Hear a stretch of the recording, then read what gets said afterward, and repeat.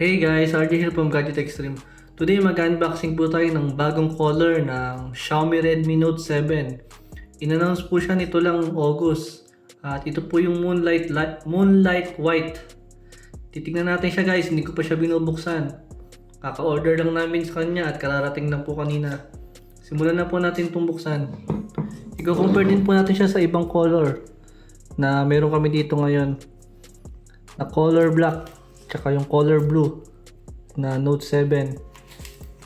Ito pong kinuha namin is yung 32GB version.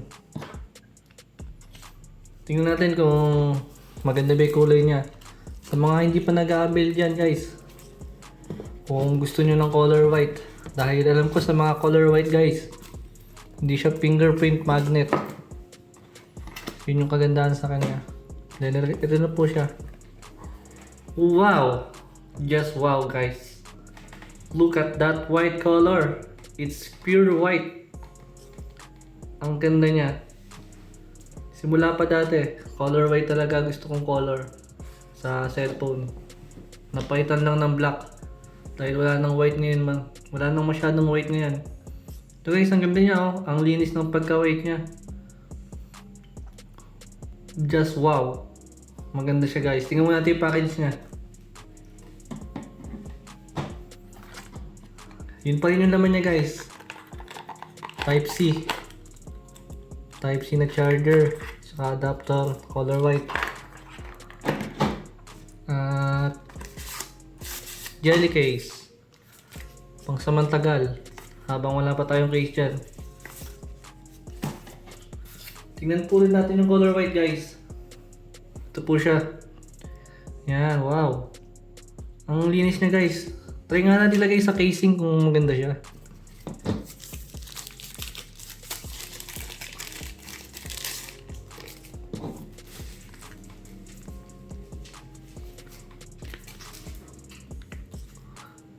Wow! Wow lang po yung masasabi ko. Kung wala lang po akong cellphone na gamit pa ngayon, baka ito na gamitin ko. Ang ganda po ng kulay niya. Ang linis. Para siyang yung iPhone na ano ba pangalan nun? Silver ba yan? Then ito po yung ano niya, yung kulay yung gilid niya guys, yung chrome niya. Silver yung chrome niya. Ayan, may headphone jack pa siya sa taas, saka AR blaster po yata ito. Then dito sa may left side niya, ano lang siya, yung nalagyan na ng SIM card. At ito po yung sa baba niya, Type-C saka dalawang speaker at yan, power button saka volume. Yan siya guys. Hindi siya fingerprint magnet kung mapapansin nyo. Okay na okay to. Ang ganda. Ganda ng white. Wow lang, wow. Ganda. Ito po yung color black niya guys. Kung gusto nyo makita. Yan yung black. Tapos ito yung blue.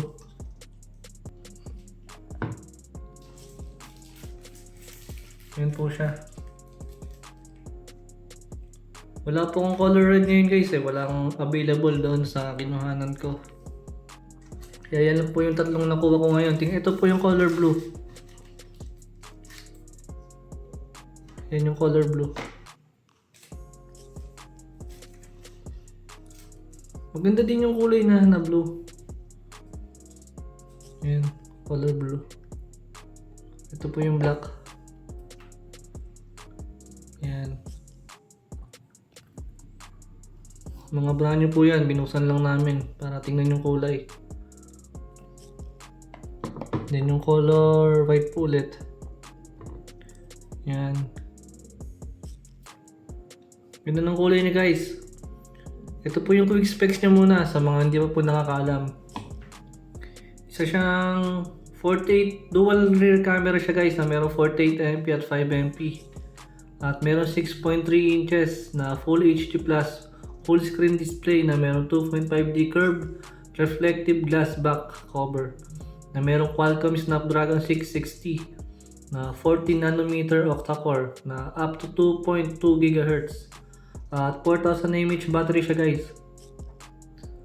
Yan po yung quick specs niya. Yan po rin yung kulay white niya. Ganda guys. Sa mga hindi pa nakakapag-avail yan ng Note 7, ito na yung last chance nyo guys para mamili ng gusto nyong kulay. Dahil I guess ito na yung huling kulay niya at siguro lalabas na yung bagong kasunod na to. I mean, nilalabas na pala. Nilaunch na yung Note 8. Bago lang siya. Pero ito guys, okay siya. Nagkakahalaga siya ng 7,990 sa online. Sa 3GB version at 32GB. Yun yung guys, yung ating quick comparison saka yung unboxing ng color white na Moonlight White.